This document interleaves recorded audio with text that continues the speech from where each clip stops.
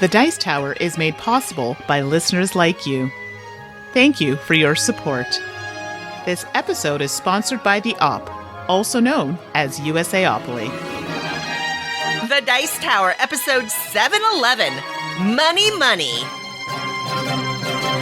Welcome to The Dice Tower, a podcast about board games and card games, and especially the people who play them. In today's show, Tom Vassell is finally joining us for another show. Yay, Tom! We're going to be just talking about some games we've been playing, and today's game pie is full of beautiful games with art by Klemens Franz. I'm Suzanne Sheldon. I'm Mandi Hutchinson. And I'm Tom Vassell. And I find it interesting that 7-Eleven is called Money Money. I know. I thought that too. It just works. It's kismet. It was meant to be. You know, when I was in business class in college, the professor got up and he said, what if I had a business plan where I was going to sell the same stuff sold everywhere else, but at a almost 100% markup? And everyone laughed at him, and he said, that's what 7-Eleven does, and it succeeds. And that's all I remember of that whole class. But... Yeah, but not everybody sells Slurpees. And really, True. I feel like that's the linchpin. Slurpee's so good. Do you remember the days you'd go in and then you just go to like every machine and make like a nice melange of flavors? Oh, those were the days. Slurry. So good. Welcome back, everyone, to another episode of the Dice Tower. We're so glad you're here. Today's episode, 7-Eleven Money Money. Hey, we title our shows and then we run a poll on it, right? So this episode's poll, go into the Dice Tower's Board Game Geek Guild and vote in our post about what is your preferred method of tracking money in a game. Now, it's pretty universal that people will say, meh, no paper money. But there are fans of paper money. And then I think it gets pretty contentious when you start talking about metal versus other materials. So it'll be interesting to see what you all kind of consensus-wise go with. I'm very curious about the paper money. You know what? I don't want to give it all away now, but I'm curious to see how that plays out. I don't really care, so I'm going to spoil stuff. I don't think paper money is the worst form. I think it's the second worst form. Now I'm interested. What's the worst? My least favorite thing of money is tracks. Yeah. Okay. Yeah. Because it gets bumped off the track, and I'm like, oh, where was it again? And because you have to move it up and down so much, unless it's specific, like what's the game with dice? Not Maharaja, Raja of the Ganges. Mm-hmm. Then that's okay because it's also kind of point scoring. But right. Interesting. Yeah. Oh wait, so tracks are okay if it's point scoring, but not okay if it's currency tracking? Well, yeah, no. I'm saying I don't like tracks for currency, but there's the occasional exception, like Raja of the Ganges, because you have to have it there or the game doesn't work. Because it's core to the mechanism of the game. Right. Got it. Right. Got it. But yeah, paper's terrible. Terrible. There are exceptions, I think. I'm still putting it as an option in the poll. No, you should put it as go an option, because every time I say this, I get emails from like 3 people like, we love paper money. I'm like, cool. But also, it's still terrible. But then there's variations of paper money. You got paper money, and you got glossy paper money, which isn't as bad. Oh, yeah. The glossy paper money is nice. If you actually stick real U.S. dollars or Canadian dollars in your games, that's actually pretty good quality.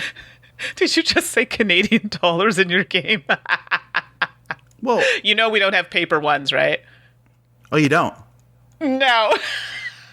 We have what you call the loonie. And we also have a toonie. So our $1, $2 no bills, they're coins. Well, you can still put that in the game and just use paper for the bigger ones. And I'll have to bring you a loonie and a toonie. You'll laugh when you see it. Cards, poker, but the best is metal coins. We all know that. Even though I saw Suzanne's ranking, so I know. I know what she thought. But you know what? I like them all. Here's the problem I have with money. It's really easy to use it, and it's fun. But if you get even the slightest bit annoyed by, if you're playing with poker chips, everyone at the table is going to go with their chips. They're going to pick them up and drop them like they're playing at a poker table. the whole game. And if you play coins, people will clink them the whole game. Oh, so true. Yeah, it's just 6 of one, half a dozen of another, right? Well, no, because paper token, like cardboard tokens, you don't have that problem. So I could see why some people might like that. Okay. Fair enough. But the paper money, you can make it rain, you know? Hey, winning the game. That sounds like fun. It gets bent. I can't stand the money being bent. Oh, fair. Yeah, okay. Still fun, though. All right, folks. You can be the determining factor here. Vote in our poll, and let's see what the voice of the masses says around paper, or not around paper money, around money tracking. That said, we had a goofier poll last episode, which was, what is your warm beverage of choice? I gotta admit, I was surprised. This just goes again to the international nature of board games and of the Dice Tower family, because the way I worded it, it just took people down a tangent. So first of all, huzzah! Coffee took number 1 at 35% of the vote. Did that surprise you? Now I am sitting. Yeah, sitting with 2 non-coffee drinkers though right Correct. now. So Yeah, but everywhere I've gone in the world, people drink coffee. I mean, except maybe I know more people drink tea in England, but and even in Asia, there was coffee everywhere I went. Mm-hmm. sure, and tea was right there, right? Coffee had 35%, but tea had 30%. So tea is a huge factor, and really closer to 31% for tea. Non-coffee, non-tea, cocoa came in with 13%. And then there were other notes in there, but where I want to just mention something so we can roll on here. Cider. Now, when I said cider, I meant like Apple cider. Mulled. Yeah. Like apple Warm cider that you warm cinnamon. up with cinnamon and cloves, and it's nice and warm and comforting. Apparently, you all took it like hard cider, alcohol cider. Oh, my goodness. And y'all were so confused. Why would I want that hot? And I felt, well, I was amused, and then I felt kind of bad because I had confused everyone. Technically, my favorite of these is easily hot chocolate, but I drink tea way more because if you drank hot chocolate every day, it's not necessarily good for you. That's what I heard. Well, it depends, though. My parents are from St. Vincent and the Grenadines in the Caribbean, and when we make cocoa, it's like the real stuff, not the powdered stuff, like the big blocks of cocoa, and you boil it down. Oh, I'm telling you, so good. I could drink that every day. It's life-changing. Oh, I didn't know we were doing that sort of thing. Oh, when I was a kid, I had to... All right. Let's move on. But thank you, everybody, for voting. It was my apologies for confusing y'all about the term cider. I have learned. Thank you for educating me on being more specific in my word choices in the future about cider. Who knew? Mandy, I know you got a few more I know. This is so to drop on us. Come on, bring it, and So then we'll start excited. talking about some games, girl. I know. So for those who haven't been listening, maybe this is the first episode you've jumped into. Thanks for bless your listening, hearts. by the way. But I had asked everybody to send me, in their language that they speak or that, they've heard it, of the word butterfly. And it was because we were talking about Mariposas, a game that was by Elizabeth Hargrave. So I said, hey, why not? Let's have some fun with languages. So I have a few, and I think these are the last ones in my inbox. So here we go. Hopefully my pronunciation is correct. I'm going to try my best. So from Ali, we have butterfly in Urdu, and this is a language spoken in Pakistan. And butterfly is tutli. So Titli, tutli. I hope I said that right. Then we have Josh, who has butterfly in Turkish, and this is pronounced kelebek. Kelebek. So that's kind of fun. Carrie says butterfly in Georgian is pepela. So that was a new one for me. That one I had 100% never heard, so I thought that was interesting and not super familiar with the language, so thank you for sharing. Jonathan says in New Zealand, the native language is Maori, and the word for butterfly is... Okay, I need a minute to make sure I'm saying this right. Pureraua. Pureraua. I think I said that correctly. So that one, and they gave me a little fact to go with it. It's also the name of a Maori instrument that is made of bone and string and spun around in the air, making a whirring noise. So I love that. Thank you for sharing. And finally, Sam, I might have received this from somebody else, but just in case, butterfly in Dutch is vlinder. So there you go, everybody. Thank you for sharing that with me. They have now been added to my bank of words. So much appreciated. I have a trivia question for you all. Okay. Okay. All right, so I just organized a board game library, and I had multiple games about butterflies, and so for some reason I thought it would be amusing to put them next to each other. So I have 4 butterfly games next to each other. They were good enough to keep. Could you guess 2 of them? Butterfly Garden and Mariposas. I would need I need time to think about these things. I don't like being put on the spot. Sorry. I know. Actually, Butterfly Garden did not make it in. I can't keep every Stephen Finn game, and actually I've never played this one, so I don't even know. But no, Mariposas is correct. The other one was a game just called Butterfly from Rio Grande. Okay. Papillon or Papillon, I'm not sure how to pronounce it. Yeah. That's it's French. Yeah. And then Dust in the Wings. Oh, I don't know that one. Actually, I never got to play that That's one. like an abstract game. I think it's from what's that company called? I always want to say NSKN, but it's Board Board Dice. Dice. Yeah. Yeah. I miss that library. It's the best library around. I cannot wait to Well, it's have a better crack now. at it again. The stuff's being painted. I got the heroes and villains of Marvel United being painted right now. I just went through. Do you know what though? Wow. It's overproduced, and I know this because today I was working, and I've been going through and tearing out all the solo stuff from games. Yep. Because solo stuff shouldn't be in a library. And I opened up Tokaido, and I found 2 sets of metal coins. I only need 1 set in there, and I thought, and then I noticed there's a bag in there called Tokaido. Opened it up. There was 3 sets of metal coins in one game. I was like, well, that's kind of ridiculous. Yeah, that's a lot. That's a lot. Right? It's too much. Agreed. Oh my goodness. Don't get us started on Marvel United, Marvel Champions, Marvel anything. Oh my goodness. So much stuff. Yeah. So much stuff. All right. That'll be another day. We got plenty to talk about Marvel in the future, I'm sure. Mm-hmm. But we've got a few games that we've been playing. Let's talk about those right now. So, what have you been playing lately? Okay, so everybody, I actually have games to talk about this week. I know, it's been rough, but I've been making it happen. But before we jump into games played, I wanted to quickly touch on Village Green by Osprey Games. And I think Suzanne has already talked about this one. I think so, Suzanne, right? Yeah. Oh, yeah. So I had an opportunity to try it with Suzanne and the shark, Ashley. She's going to hate that I keep saying that. And I was also able to try it solo.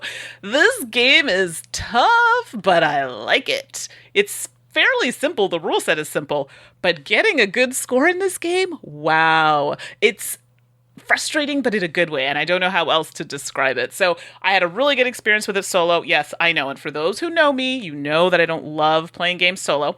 I would play this solo because it works so well. There's no dummy player. I hate having to monitor and manage another player that doesn't exist. This was just me playing against the game. I love it. So I really enjoyed Village Green, and this is one I would consider playing solo again. So just thought I'd talk about that a little bit before we jumped in. Nice. That's so great.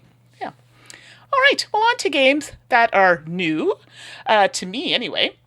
My first one up is Clever Cubed, and this is designed by Wolfgang Worsch, and art is by Leon Schiffer, published by Schmidt Spiele and Stronghold Games. So I had to track this down online, but this is actually not available until June 14th. I know, I'm sorry. And it's for 1 to 4 players and plays in about 30 minutes. So if you're familiar with, what are the games there, Suzanne? Gonshon Clever, what's the other one? Twice as Clever. Oh, gosh. Sorry. Dopelt so clever, I think, right? Yeah. Dopelt or Twice as clever, right? Yeah, so there's a few of them that are kind of in the similar sphere. So if you don't know, this is what you'd call a roll and write game. And this is one... What? I know, Shocking. right? Cat's out of the bag.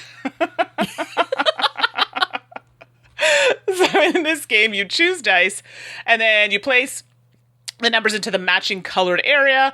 And what you want to try and do is when you do this is get lots of chaining. So if you mark off one spot somewhere, you want to make sure that marking that off gets you a bonus, so then you can mark off another area, because obviously having more marks in different areas of your sheet are going to get you more points, right? That's what you want. So in this particular one, there are new colors or new areas added, and some of the colors that are the same from before just have slight variations to them.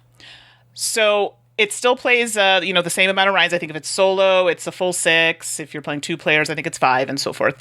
And a lot of those are the same, and you'll see some new bonuses. I think one new bonus that has been added. So, Clever Cubed, I played this first with my mom. She really liked it. And of course, this is the one I started her off with. Probably should have scaled it back and started with the first one in the series, but hey, it's pretty good. I think this game is probably best played with 2 or solo. And I say that because there's a little bit more going on than the previous games, and I feel like there might be a bit more downtime between turns. That's just how I felt after play. The categories of the dice colors I've mentioned have changed, which is good because you're providing variation, but it might be confusing. So if you're associating certain colors with certain areas based on previous games, some are the same, but now there are slightly different ones. I found the one that always tripped me up when I was explaining was the blue and the turquoise. So yes, they're different colors, but I'm so used to just a generic blue. Introducing that, you have to be really specific. So more chaining for scoring. I mean, who doesn't want a higher score? Doesn't mean I'm any better at it, but that's okay. It's a challenge. We're going to do better next time. You have to pay attention. This is one of those games where there's lots kind of happening. Even though it's a rolling, right, there's lots happening, and it's really easy to miss things, especially there's a specific area where depending on where dice are placed, that's the line that you have to choose it from. So Clever Cubed, I really liked it. I don't know if I would play it with 4. Sure, it's doable, but I think it might be long. So Clever Cubed for me was a win. I liked it. I'm hesitant to ask these questions because actually, Suzanne's thousands of miles away. All right, so I can ask. All right, so my question here is, when I played twice as Clever, I thought it was a fine game. I thought the first one was a fine game. I like them both. I don't know that I love them, but I like them. They're fine. Yeah. But the second one was literally a re-rolling, if you will, of the first one. It's like the same thing with different scoring sheets and all. It almost felt like Ticket to Ride Europe to Ticket to Ride, in a sense. It similar, with slight differences of rules. And if I'm collecting them seriously, I'm picking one or the other. I don't want all of them. Okay. Is this the same thing? Is this like another one of the first 2 with just a different scoring sheet? So there are similarities, but they've literally changed. I personally feel it's enough of a change to own it. Do you know what I mean? Like if you were going to do one of the other ones, sure, you can grab maybe the one first, second, or third, I think it's third, of those, and then this one. This would be different enough. I think this is the third. Is this the third? I'm sorry, I didn't know how many. Well, I'm assuming that's why it says cubed. Well, here's the thing. I'm not even asking you which one's best, because if you ask me, for example, which of the first 2 is the best, I'd say, I don't know, the one you're playing, I guess. Because they feel the same. In fact, if it wasn't for a single, I think there's 1 die difference, you could put the score sheets in the same box almost. Yeah, not this one. Nope. This one has different, like the yellow, I find, might be the yellow area would kind of be like a similar thing in the first 2. It's different in this one. Do you know what I mean? Like all the sections are different in addition to getting more colors. So more areas to score. I personally think it's different enough, but what do you think, Suzanne? Because you have played this. I actually am kind of on the same page, I think, as Tom. It's just our angle on it is slightly different. Sure. To me, it's a game where the mechanical basis is the same. Sure. So, for example, if you've played the first one, you know theoretically mostly how to play this version too. But if you have played the first 2 and you love them, but you're ready to move on for a new challenge. For example, there was a thing for a while with Ganz schön clever where people were trying to beat a certain score. Like you have to get 300, right? And then and people played it a lot to get that score.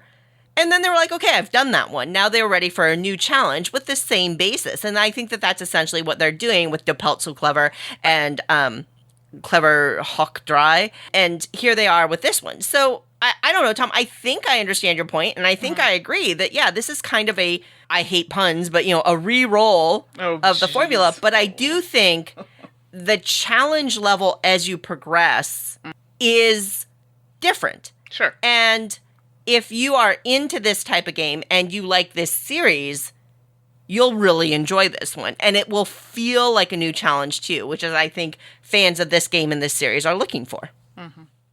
Okay. I'd agree with that. Yeah, I'd agree with that. You're like, whatever. No. I mean, I was seriously asking that. I don't know. I haven't opened mine and played mine yet, that's all. But when I looked at it, I thought, I wonder if this is to 1 and 2 as 2 was to 1. Sure. Right. Oh, I see what you're saying. Yeah. Like, I mean, yes, the underlying mechanics are the same, but you couldn't just say, okay, I'm just going to play this without reading the rules. Well, we will see what you think after you have a chance to play it. There you go. Clever cubed. Whoop, whoop. I am sleepy, but not because we've been talking about roll and rights, but because I'm talking about Sheepy Time. I hate this title. I don't like the cover of the game either, but I like the game. Okay, so let's jump to that part. I don't want. So Sheepy Time. It feels like a kid's game name. It's not. Yeah, it kind of does, actually. Yeah. It's an AEG game designed by Neil Kimball, and I believe, I was about to say it's its only game. No, he has an upcoming game, Lock and Key, Shadow of Doubt. Okay. Yeah, so I don't know. But this is a game and you're one of the dream sheep. Whoa, and people are counting you to go to sleep. So you're trying to jump the fence. So in this game, it's a big rondel, and you have sheep, and you're just moving around this rondel, jumping the fence, and you're scoring points. But in this game, so the best part of this game is the scoring mechanism. Everyone has a piece on a scoring track, and every round your score is reset. You have a point value that you're trying to get to, and I can't remember what it is. I think it's like 40, for example. If you get to 40, you win. So let's say in the first round I get to 11. I did not win. But whoever scores the highest each round gets to bring their goal amount that they need to get to win down farther. So whoever, and I think in a 4-player game, whoever scores the highest in the first round now only has to get to 30 instead of 40 in round 2. And so you keep moving these down, and then one round, eventually you're going to pass your token. And if multiple people pass their tokens on the same turn, whoever passes it farther. Right. The game itself is done by playing cards, and these cards let you move a certain number of spaces around this rondel.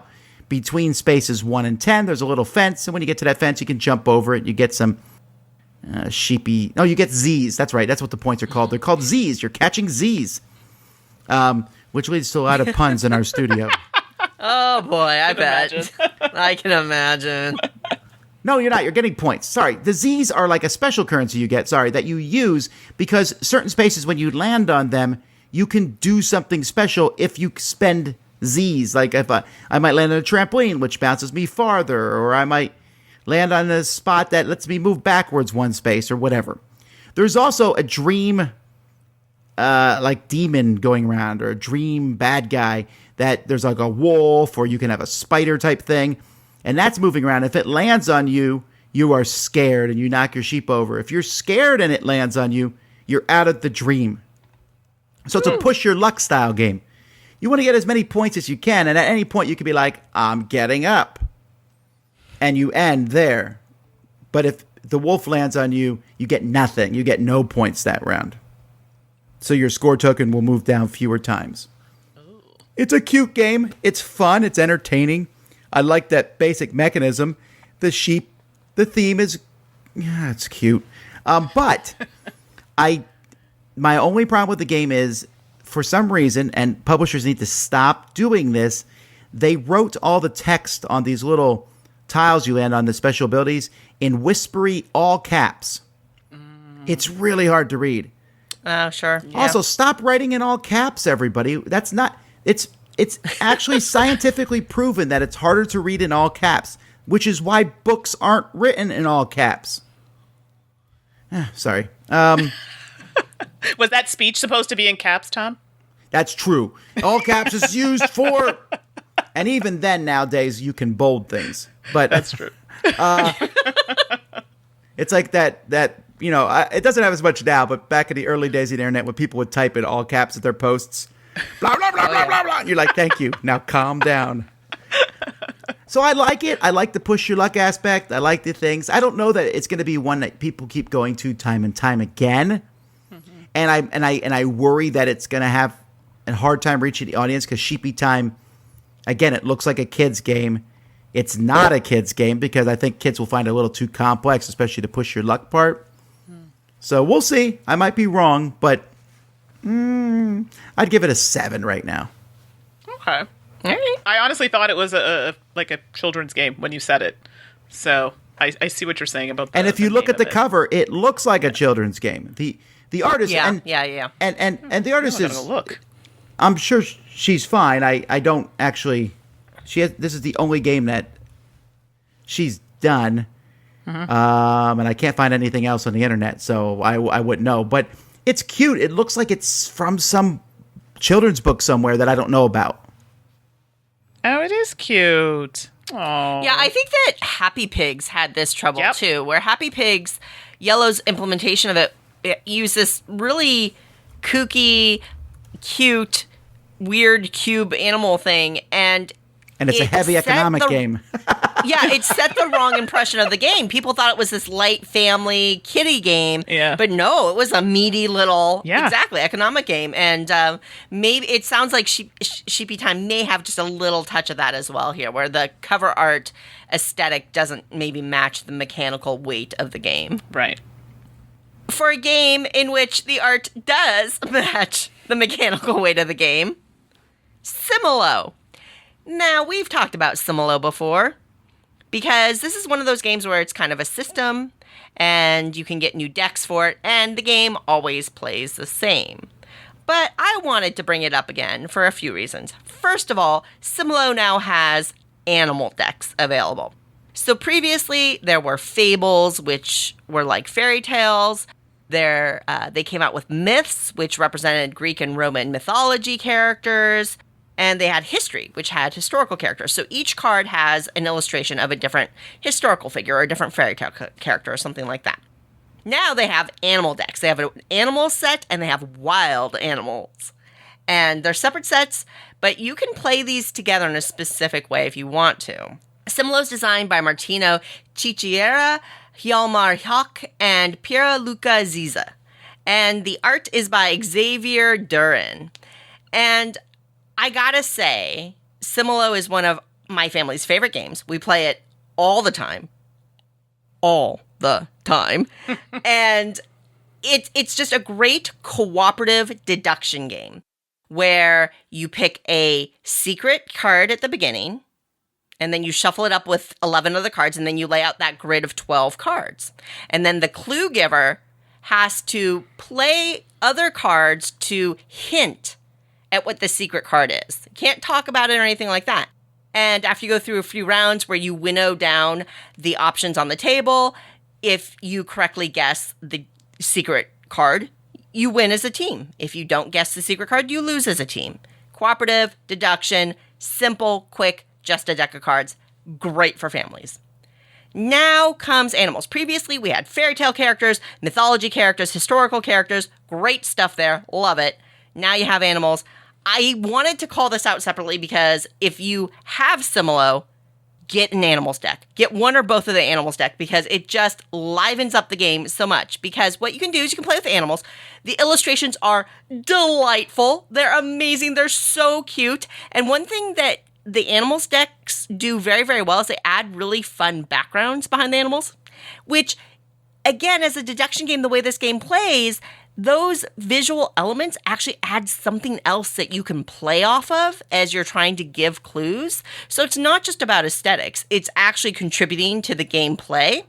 And you can just play animals and enjoy it and have fun. But our favorite way of playing is mixing decks. So you will lay out, say, the mythology characters, and you've picked a secret character from that one. So maybe Hera or Zeus is your secret character, and you've got a tableau full of mythological characters. But then you use the animal deck to give the clues. So all of a sudden, you're playing like, oh my goodness, okay, my secret character is like this rabbit.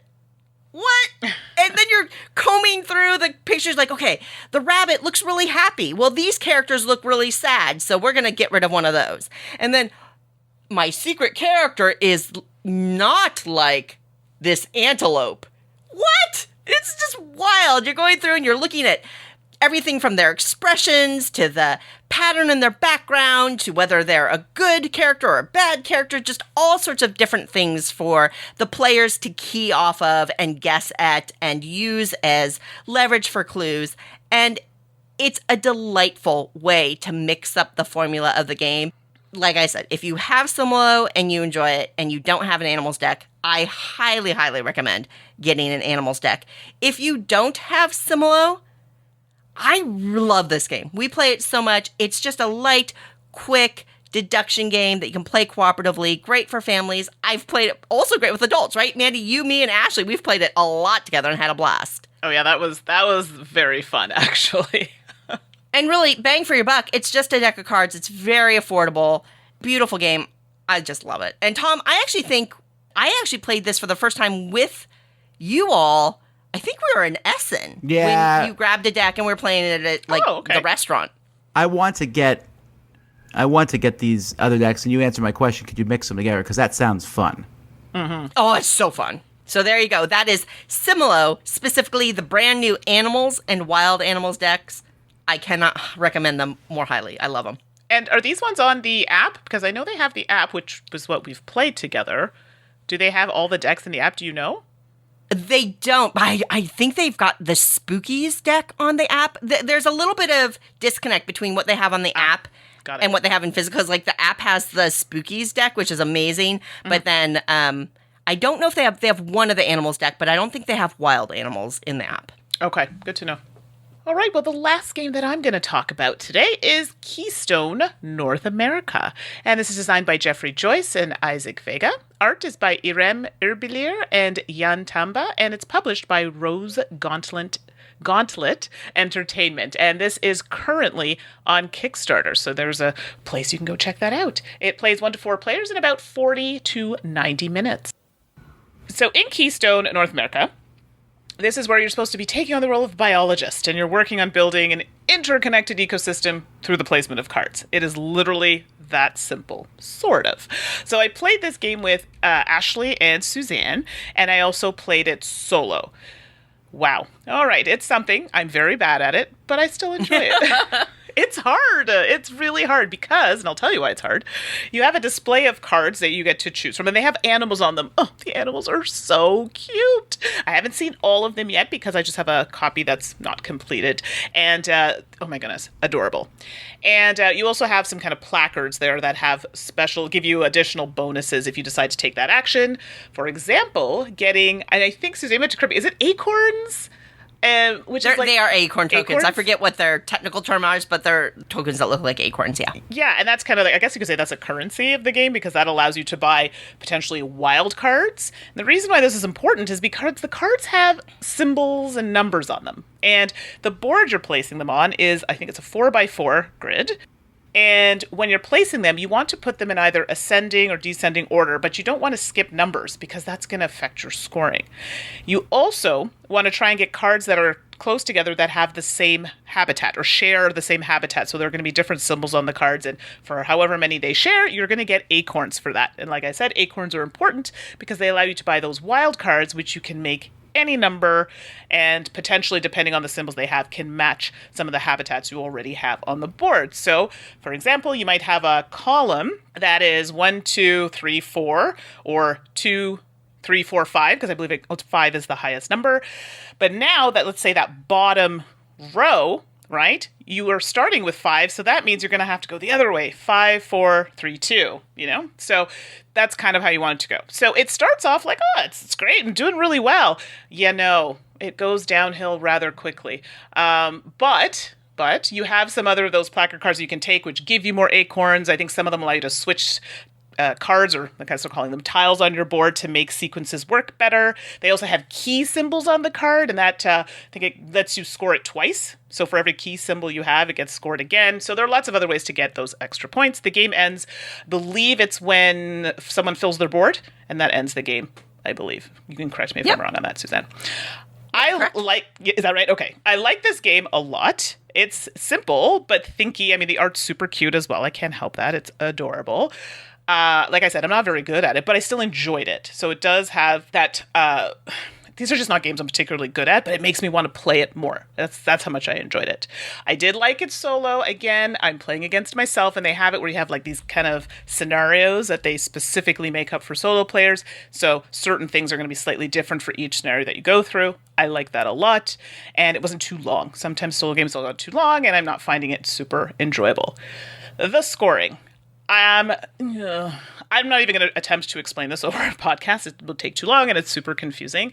I find the first time playing this, the scoring takes a bit of time, and it's not that it's confusing, but it's definitely easy to miss things. So that's something I find that you need to take your time and may take a few times to kind of get the hang of it. So that's the part I think that might kind of make people shy away from it.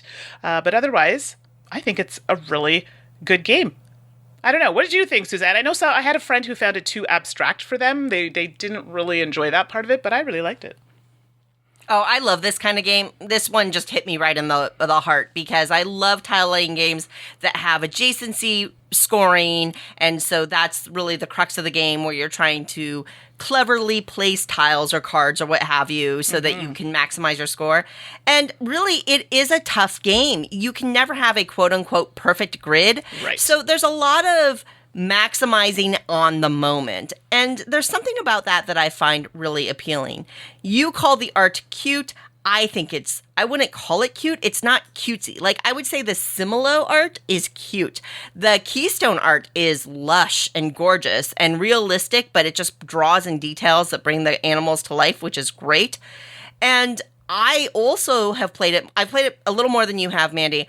Mm-hmm. I think the solo is awesome. I love that campaign mode where now they didn't have all of it available to play test. Right. So I've only played a couple of levels, but I can just see where they're going and how they make the variation in the setup and the goals that you're trying to achieve. It's a nice challenge without a lot of, well, for example, Mandi, you talk about not liking dummy players or a lot of upkeep. It provides that experience, and I really like that. So yeah, Keystone North America, I think it's a great entrance into the publishing field from Rose Gauntlet Games, which of course is co-founded by Isaac Vega, formerly of Plaid Hat Games, and another industry vet named Lindsay Rode, who's very, very talented designer in her own right. So I'm stoked for Keystone, and I wish them all the success on this one. I've really enjoyed it. Absolutely. And when I say cute art, it's like my dog. He's so cute. But I see what you're saying. People might think it's like a different type of cute, but I'm just like, oh, that little baby seal, it's so cute. So that's where I was going with that. I am intrigued with this. This is, yeah, I'm always interested in new companies that start up, and I like to see them succeed. Yeah. Yeah, cool. All right. I don't think the art for this next game is cute. Fair. Since we're going to go down that. That's the Rival Networks. Now, this is Gil Hova's two-player version of his, I was about to say his only game, but he has a few other games. But if you had met Gil in the last 5 years, you would think the Networks was not only his only game, but possibly the only game that existed. Because I've never seen someone promote a game so very much, which is fine, So Formal Ferret Games, the Rival Networks is the two-player version of the Networks. And in this game, you are creating a primetime slot of different shows from 8 to 11. You're putting different shows in there that are really terrible shows to begin with, but you're trying to increase them and make them better so that more people watch you than watch your opponent. That's the basis of the game. So each round of the game, you're adding a new show to your schedule. You're drafting stars and money cards. Stars usually work in one or two genres. And playing special cards you're fighting for the 8, the 9, and the 10 o'clock time slots. It's a really simple game to play. You would not think so from the setup and rules, because there's a lot of pieces on the table. But it's a good game. I enjoy it. I don't think I like it as much as Networks, but I think I just like the bigger, more grandiose nature of Networks. Not that Networks is a big game, but it's bigger than this one. But it's a nice two-player version of the game. But it's really simple. I guess my biggest worry about this is the humor on the cards, and I'm using humor in quotes because sometimes I think it's funny. Like they'll have America's Got Talons. I like that one. But then so that's kind of funny. But then they'll have the good mace, and it shows what's her name spraying Ted Danson with mace. That one doesn't make any sense to me. Like you just took another word that was place and mace. I don't know. Maybe the humor's not for me. But the thing is, that humor you're going to see every card, every game. So, those jokes are going to get old, I think, after a few games. But I still liked it. My wife thought it was, an easy game to jump into back and forth. She liked it. And then she said, but it wasn't as good as, and she listed off several other games. So I don't know. I'll recommend it, especially if you like the networks. But if I had my druthers, I'd play the networks first. The concept is really easy, though. And there is some laughs at it, as you put the kid from that commercial in Killing Heave. Although I still don't know what that means either. There's a show called Killing Eve. Well, no. I get the shows these are based on. I don't. The one that really confused me, and I forgot to look this up. They have the Mandaliner, and it shows, well, basically like the Mandalorian, but he's using that kitchen device that slices tomatoes and fruits. Oh yeah, it's a mandolin. Isn't it called a mandolin? Is that what that's called? I always call it called a mandolin. That cool device that helps me slice things. Yeah, it's a mandolin. Got it, but I don't know that's that funny. I don't know. Maybe my humor is gone. So, but I still like it. I like Jehovah. I like the stuff that he does. His board games that he puts out. So yeah, definitely check it out especially if you like the networks. This is the rival networks. I liked this one when I played it, but I hear what you're saying about. I have the original game. I don't have rival networks, but it's 2-player only, isn't it? Yeah. Yeah. Yep. Okay. Yes, this is 2-player only. Yeah. I mean, I like them both, but I totally hear what you're saying. Alrighty, to wrap up games played, Cloud City from Blue Orange Games, designed by Phil Walker Harding. I mean, Phil's a great designer. I love Phil's work, so I was really excited to give Cloud City a try. The art on this one is Fabrice R.O.S. In Cloud City, you're going to open this box and you're just going to have a massive double handful of plastic buildings. They're kind of these rectangular, squarish tubes that are different heights. There's 3 different colors, 3 different heights of these plastic buildings that you're going to get, and then a bunch of tiles and cards. And on the tiles, you've got little squares that match the color of the buildings, and that's where the buildings go. And ultimately, you're going to be building out a 3x3 grid of these tiles, and you're going to be putting the buildings on them.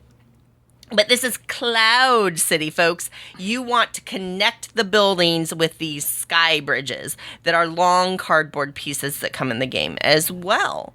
So on your turn, you're just going to be pulling the tile, putting the tile in your tableau, putting the buildings on it, and then you can choose to try to connect buildings with sky bridges if you want to, or you can kind of delay to see if you can optimize more later. Each building can only have 2 bridges coming off of it. There's some little building parameters like that around the game. And then when the grids are all done, you score and you figure out who got the most points. The longer the bridge, the more points you're going to get. There's also some cards that offer kind of more advanced play that gives you kind of parameters. Maybe you get negative points for something, or maybe you get extra points if you can achieve a certain goal on the card and that kind of thing. I will say that Cloud City is very simple. You can teach it to kids. My 9-year-old played it. Fun game. Except we really struggled with the physicality of the game. It's so impressive when you get all this plastic, and it looks so fun when you're building up when you're putting all these buildings out there. But where we struggle is that when you put the sky bridges on, the plastic top of the buildings are notched nicely to kind of hold the bridges a little bit. But at least for my younger son, knocking the buildings over when you're trying to put those sky bridges, it just constantly knocking things over, constantly knocking them askew. And the tops are such that if you knock it askew enough, then the bridge can fall off, and then you have to pick it up and reset it and that kind of thing. The tiles don't have any grip to them. I mean, they're normal game tiles. There's no reason why they'd be anything different. But they're slippery enough that, if you bump it, then stuff's gonna slide. So unfortunately, it's one of those things where the impressive table presence and the cool components interfered in our ability to enjoy the game. The game mechanisms super sound. It's a really fun game. Like, I saw the fun in the game. And I saw the simplicity and the smoothness of the gameplay. All of the Phil Walker Harding signatures are there from a game design point of view. But for us, the implementation with the buildings, it looks cool. I get why they did it. But for us, it just makes the game too challenging to play because it introduces a dexterity element that's not core to the game. That's not the point of the game, to balance things. So it's a tough one. Cloud City, fun, lightweight, family weight game, definitely. Your mileage is going to vary depending on how you are with kind of the placing of the buildings and the balancing of the bridges. For us, it makes it a little tough. For you, you might love it. So that was Cloud City. Yeah, I see your point there.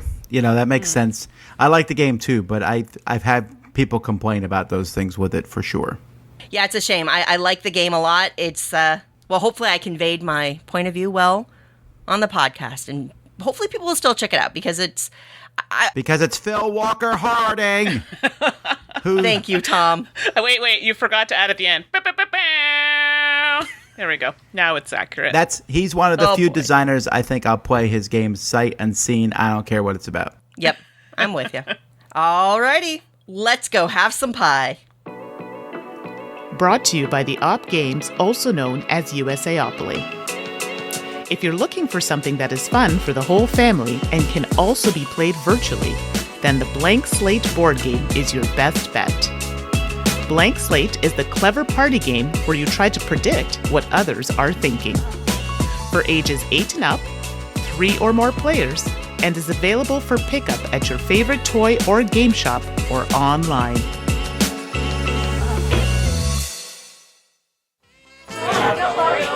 Order up!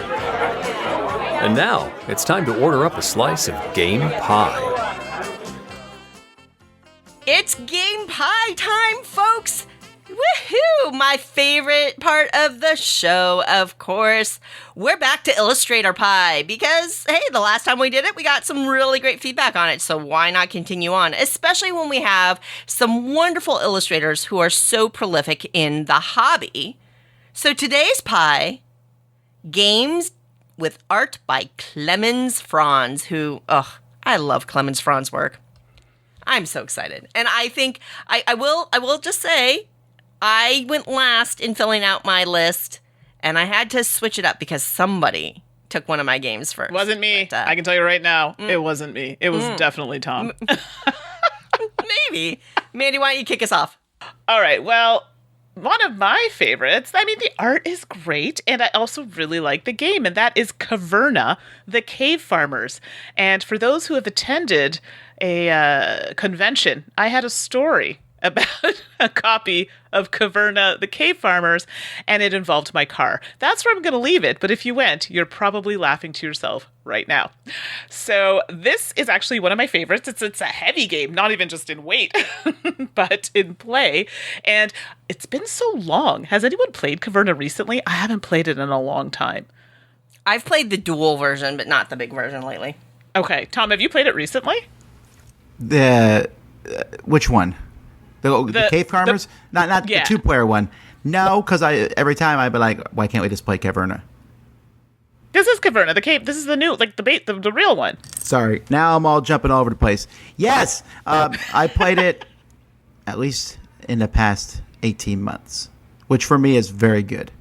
Yeah, because it's a big one. And I've played this game with, 7? Is that the max? I think it's been a while. Oh, wow. I don't recommend that necessarily. No, I also don't recommend it. So stick to, the 3-4 player area and you'll be fine. But, you're building up your area, different buildings, the usual getting the points, keeping animals. Don't like when you have to get rid of animals. That's not fun, but it's part of the game. But anyway, Caverna the Cave Farmers, it's a good one. I like it a lot. All right. Well, I actually got lost during Mandy's talking here because I was looking at pictures from Klemens Franz here online. So here's the thing, and don't at me here, but I think Klemens Franz does a lot of good art, but I really think he's best at the above board drawing that stuff with little people running around, Where's Waldo style.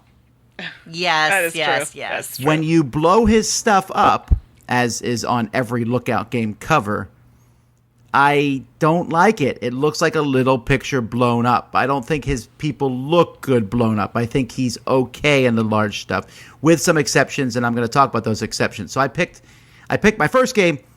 I picked because I like the game so much. The other two I picked based on the actual artwork. So the first one is Lahav, which is an amazing game. I don't need to say anything more than that. If you don't own it, buy it now. But Lahav does have the little dudes running all over the board, so I like that. I don't know. Any game that does that, I'm automatic. I'll spend some of the game just staring at the board, like looking at the stuff that's happening. There's something about that warms my heart. So, again, I know that he has a very specific style. A lot of people like it. I like it, too, when it's small. I have never played Lahav. Well, I know. What did I just say? I know. Buy it.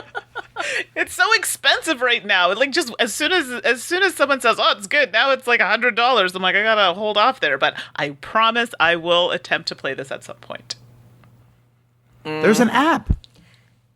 I know, but I want to play the game and feel the pieces, and you all know what I'm talking about. Yeah, I do. All right, my first slice of pie for Klemens Franz, Isle of Skye. Shocker. And really, I mean, this goes exactly to what you were talking about, Tom, where you've got this top-down view, and all the tiles have different little shorelines around the water or the fields and the little animals that Klemens Franz just does so well, and it just adds some charm to your gameplay experience, and it's just a delight to look at, and it's a delight to play. I love Isle of Skye. I love the way you do the scoring between the different rounds, and hey, there are barrels of like whiskey in there. It's wild. It's a great fun game. Isle of Skye with gorgeous Klemens Franz art. Can I be honest with you? I did not love that game. That's okay. I'll forgive you. I'm so sorry. I think it's overrated. Yeah, I kind of have to agree with you there. 2-1! right, 2-1, we win! Mandy, go, Mandy, Okay, go. I'm going. So the next one on my list is Oh My Goods. And I still hate when that I name. see you don't, I know you don't like this game. Or wait, maybe you No. do? I liked it once they fixed one rule. Okay. It really made a huge difference. No, I just hate Okay. the name. Oh, the name. Oh My Goods. Oh, yeah. Oh, fair okay, enough, Fair. fair Yeah, I enough. get that. So I find with Klemens Franz art, and I'm not gonna be able to explain this. I literally, you'll have to see me in person so I can like do the movements. But I feel like it's like those, you know, when you go into, I don't know, you see these things in the movies where they have drawings on the wall of like a person, and if it like waved at you and smiled, I don't know how else to explain this, but that's what I think of. Okay. But it works for the game. And Oh My Goods, I mean, it's, you know, it's a card game, multi-use things on the cards, and it's not meant to be super fancy, but it conveys the point of the game effectively. So I like it here, and I cannot explain what I mean with the art. I have it in my head. One day I'll be able to get it out. So Oh My Goods, I like it. All right. Well, Oh My Goods is a lot of fun. I will say that. But now we're going to jump into art. So I'm picking the next games based on art, and the first one is Bonanza. Because Oh boy. I'm not a big fan of Klemens Franz's humans, but his beans are funny. Jeez Louise. No, I'm serious. I like the bean pictures in Bonanza, and it's also a fun trading game. Even I think it may have run its course now. Noticeably, that's also a Rosenberg, as was Lahav. Very different games, by the way. Maybe these two just work together. So, but I don't know. I like the beans. If you've not seen it, they're amazing. The stink bean. I'm a child. Bonanza. You really are. Alrighty. Next up for me, Altiplano. Altiplano often gets compared to another game, Orléans, but I'll tell ya, I think I like Altiplano a little better. Yeah, the art's nice. And I think that the art, you know, anytime that Klemens Franz gets to do animals, I think he brings a certain charm to his animals on the player pieces and things like that. And so I really like the art in Altiplano. I love the game itself with the bag building And I love the crop gathering element and mechanism in this one, especially. So Altiplano is a lovely, lovely bag builder that is maybe a sibling game in some ways to Early On, but I like it better. And you've got a big llama. How could you go wrong? That's also true. I do enjoy that one. And you know what? I'm a little sad that wasn't on my list. But that's okay. Good choice. I like it. I know. All right. Oh, wait. You were just complaining someone stole yours. Yeah, exactly. Well, that's because she stole mine. Oh My Goods was totally going to be on my list, but she stole it. So, revenge. Okay, well, the last one I know is one that Suzanne has feelings about the game, but I like the art, and maybe because it's the use of color that I like here, because it's lots of purples and, some shades of blue, but the game Luna. And even the name, right? Moon, and those colors come to mind. I think what I was trying to say about the people, I don't mind the illustration of people for the types of games that they are. And I don't know, I'm not an art person, so I apologize. I'm probably using this terminology wrong. But would you say is it 2 or 3 dimensional? Like it's a specific dimensional type of art that works for the themes of the game. So someone who's listening, who's an artist, you might be able to better understand what I'm saying. And if you do, feel free to email me so I can explain it to everybody. But Luna, for me, I do enjoy the art on this one. I think the colors are what really stands out. I think the angriest I've ever been. Okay, the angriest I've ever been in a game is the game of 49. But the second angriest I've ever been in a game was Luna. Oh, so Luna is your automobiles. I'm Something feeling like that. really good that I was not in either of those games. So I'm golden. No matter what happens in the future, I'll be like, it wasn't Luna. So all right. Phew. All right. My next one is also animal oriented, and that is Barren Park. Phil Walker Harding. All right. I love Barren Park. It's a good tile laying game. I like this one, but again, because of the overviews. I like the tiles. I like the little pens with the bears, and I like the little campers and stuff all over. Again, I'm not speaking necessarily of the cover. The bear's okay, but that person next to the bear, I don't like it. They just, they look like a Barbie doll almost. Anyhow. But I like little stuff, and the little stuff that he draws is fantastic on Barren Park. It's such a good game, and it's such a well illustrated. Yeah, I agree. This was pretty high on my list too. And to wrap it up, I think it's the only game on our list that doesn't have a character of some sort in it. True. But the game is so darn good, I couldn't not include it. And that's Mandala. Ooh. Mandala is a 2-player game in that Lookout Spiel 2-player line of games that I just love so much. And mandalas are these circular patterns. Sometimes they're made out of sand. They are just gorgeous, these almost kaleidoscopic patterns that you get in vibrant colors. And here we go with Mandala, in which you're playing cards that have these different mandalas on them. Gameplay-wise, great 2-player where you're playing cards to kind of get a majority in one of the sections, and then you collect them eventually, and then you score them at the end of the game. But you have a bit of control over how many points you're going to get for the cards, depending on when you play them in this thing called the river. I love that element of the game. I love games that let you kind of determine your scoring path, and Mandala's a simple, straightforward 2-player game that does that, and it's just excellent. And the cards are gorgeous. The cards are just beautiful as you're playing it. I love Mandala. I know there's no cute characters and no beans, no stink beans. Sorry, Tom. But Mandala is a great 2-player game with more lovely art by the ever-talented Klemens Franz. I'm just saying, if you put it up there, Mandala or stink beans, I think that poll might swing my way. That is a strong possibility. Well, I'll take that note. We'll try to see what we can do in the next episode. Look, have you Tom. watched any cartoon in the past 30 years? Tell me there's not a I have been stink known. bean joke in every single one of them. What cartoons are you watching? How topical. You're so current, Tom. Hey man, I gotta watch this stuff. You've got so many kids. Actually, no, they're all in anime. I have a different issue with that. Okay, fair. Like, how many episodes is this battle taking? Right, it's so true. Tom, it's it's awesome having you, man. Yeah. Thanks for being here. Nice. I am glad to have stopped by. And graced us with your presence. No, I did not say it that way. Hang on, let me. The pleasure is yours, is what. Oh my goodness gracious. I love it. Amazing. For you all out there listening, Tom and Eric are going to take your questions, so you can always email them questions. But you can also email Mandy and me questions. Email us your ideas for game pie topics, or heck, at this point, email us with your ideas for show title polls that we can do. We're taking your ideas and suggestions. You can reach me at Suzanne@dicetower.com. And you can reach me at Mandy. That's Mandy with an I at dicetower.com. I'm Tom with an O.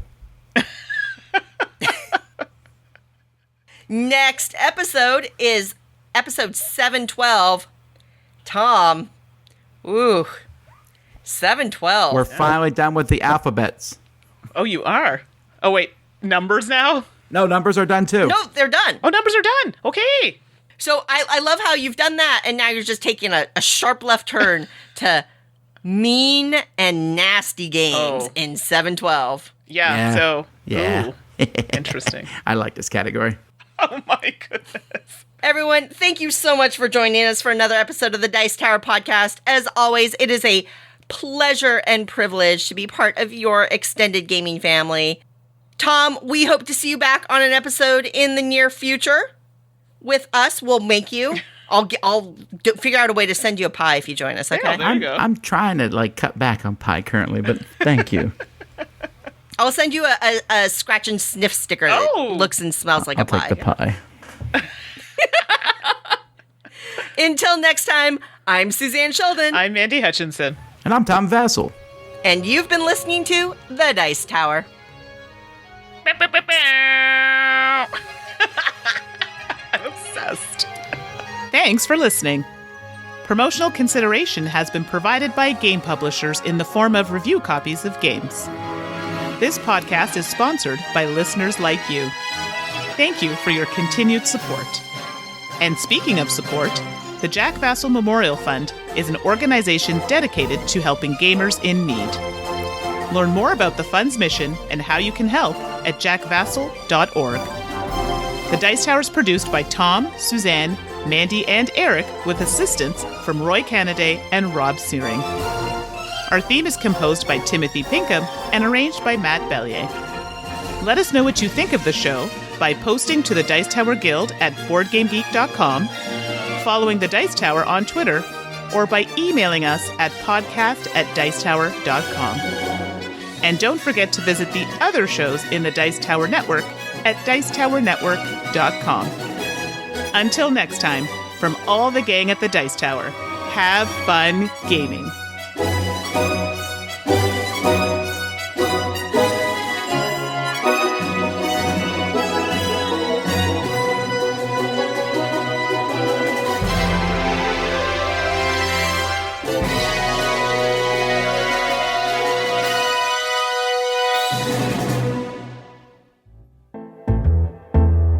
All right, everybody, it's that time again, Two Truths and a Lie, so I'll go first to share what I had from last episode.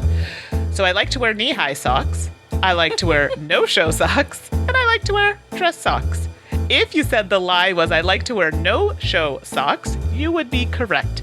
I have big feet, and I find they do not make those for my foot size, so they always slip off, and it is super uncomfortable. Ugh. So, there you go. I don't have big feet, and I don't like them either. Okay, fair. From last episode, I said in my coffee, because yum yum coffee, I like to add stevia, I like to add agave, and I like to add Splenda. I will point out sugar is a given. Love me some sugar, but for the artificial stuff. And the lie is that I like stevia. Stevia makes me want to gag. I hate it. See, and I don't mind stevia. One Blech. doesn't know, but okay, all right, good to know. I might want to try that agave stuff, though. That sounds pretty good. All right, so new for this episode, I just decided to go in a random direction, but just go with me here. I own 6 robes, I have a cape and a cane, and I nap almost every day. Wow, am I Matlock? I feel like I am Matlock. Mandy, the Matlock of Board Game Podcast. I like it. And new for me this episode, I said I play Pokemon Sword, I play Pokemon Go, and I play Pokemon Snap. Oh boy, we've got a doozy for you all this week. Good luck.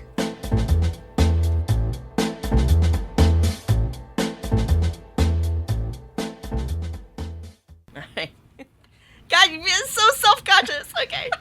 3, 2, 1. Someone was off. It wasn't me. It was me. Oh, okay. I was like, I thought it wasn't. It's okay. Okay. I'm the one that has to make it all align, so it's okay if I'm the one that's off.